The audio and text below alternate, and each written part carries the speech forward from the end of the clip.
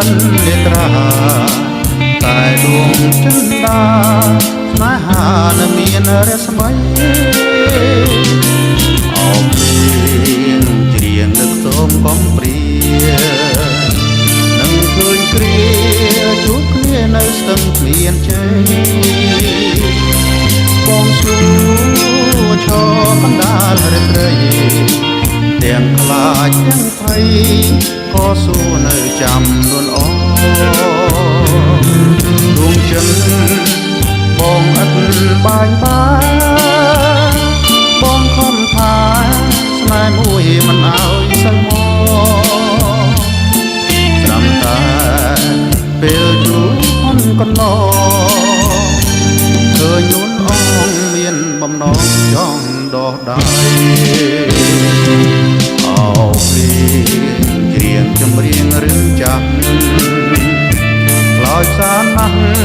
រងនៅខ្វាំងភពនិស័យជួបស្នេហ៍ប្រែចង់ប្រឡ័យ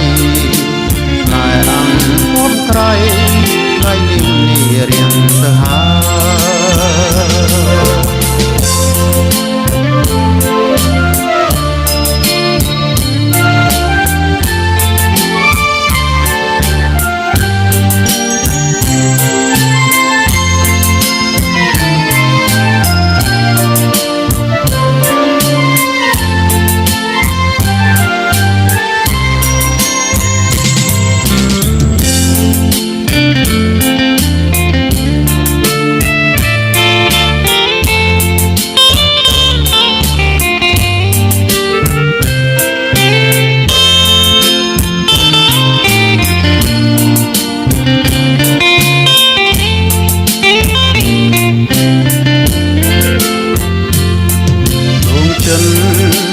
បងឥត